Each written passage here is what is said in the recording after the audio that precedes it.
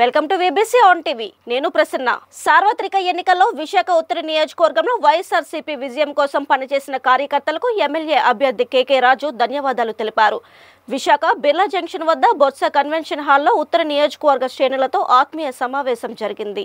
ఈ సందర్భంగా కేకే రాజు మాట్లాడుతూ జగన్మోహన్ రెడ్డి రాజకీయంగా జన్మనిస్తే ఉత్తర నియోజకవర్గ ప్రజలు మాత్రం నాకు పునర్జన్మనిచ్చారని వాపోయారు. ఎన్నికల ప్రచారంలో బిజీగా ఉంటే మిగతా కార్యక్రమాల్లో నాయకులు కార్యకర్తలు నాకు వెనుకుండి సహకరించారని అన్నారు. అలాగే రాజ్యసభ సభ్యుడు గొల్ల బాబురావు మాట్లాడుతూ గత ఎన్నికల్లో స్వల్ప ఓట్ల మెజారిటీతో కేకే రాజు ఓడినప్పటికీ ఎల్లప్పుడూ ప్రజలు కార్యకర్తలతోనే ఉంటూ వారి సమస్యలను తన సమస్యలుగా భావించి పరిష్కరించారన్నారు. గెలిచిన ఎమ్మెల్యే కంటే 5 ఏళ్ల పాటు నియోజకవర్గం అభివృద్ధి చేయడంలో నిమగ్నమైపోయారని కొనియాడారు. రాజ్యసభ నిధులతో ఉత్తర నియోజకవర్గానికి తన వంతు కృషి చేస్తారని ఈ సందర్భంగా తెలియజేశారు.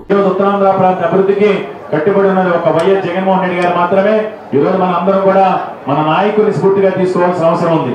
మన నాయకుని స్ఫూర్తిగా తీసుకోవాల్సిన అవసరం ఉంది. ఎందుకంటే రాజకీయాల్లోనే కాదు, ఆయన వ్యక్తిత్వం కానీ, ఆయన నడవడిక కానీ, ఆయన ఆలోచన ధోరణి కానీ, ఆయన మాట మీద నిలబడే తత్వం కానీ ఈ రోజు ఈ దేశంలో స్వాతంత్ర భారత 75 సంవత్సరాల స్వాతంత్ర భారతదేశ చరిత్రలో 29 రాష్ట్రాల్లోనే కూడా ఉన్న నాయకులందరూ కూడా మాట మీద నిలబడితే జగన్మోహన్ రెడ్డిలా నిలబడాలి. సంక్షేమ కార్యక్రమాలు అమలు చేస్తే జగన్మోహన్ రెడ్డిలా చేయాలి.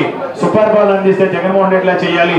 మనం ఎందుకు జగన్మోహన్ రెడ్డిలా చేయలేకపోతున్నాం అని ఈ రోజు మిగతా రాష్ట్రాల ముఖ్యమంత్రులు కూడా ఈ రోజు జగన్మోహన్ రెడ్డి గారిని ఆదర్శంగా తీసుకునే విధంగా ఈ రోజు కేంద్ర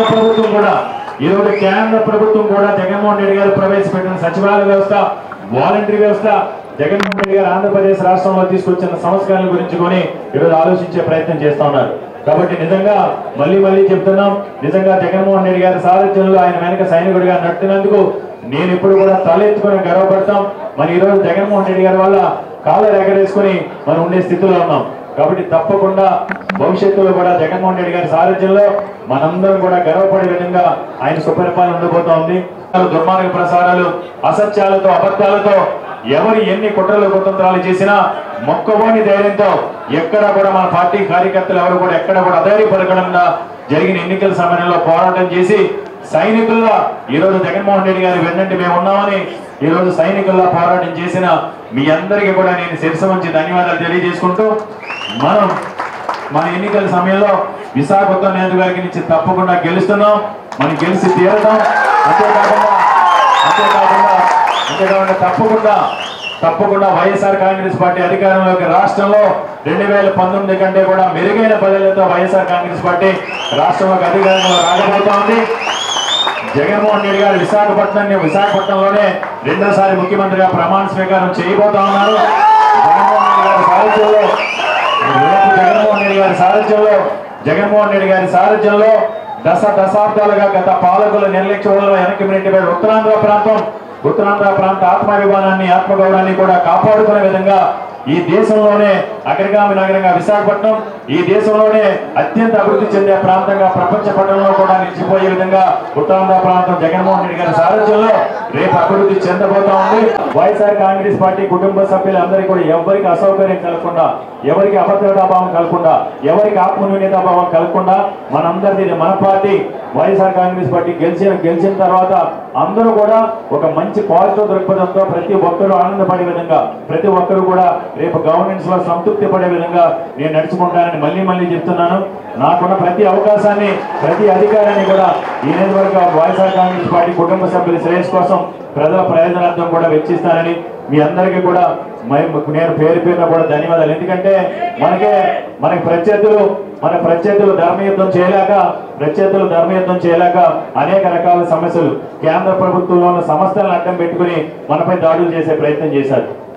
ధర్మయుద్ధం చేయలేక తప్పుడు ఆరోపణలు చేశారు, రౌడీగా చిత్రీకరణ చేశారు, గోడగా చిత్రీకరించే ప్రయత్నం చేశారు, ల్యాండ్ గ్రాబర్ గా చిత్రీకరించే ప్రయత్నం చేశారు. అవన్నీ కూడా పారగా కేంద్ర ప్రభుత్వ సంస్థల ద్వారా కూడా నాకు సపోర్ట్ చేస్తున్న వ్యక్తులపైన, నాకు సపోర్ట్ చేసిన వెనకున్న వ్యక్తులపైన దాడులు చేసే ప్రయత్నం చేశారు.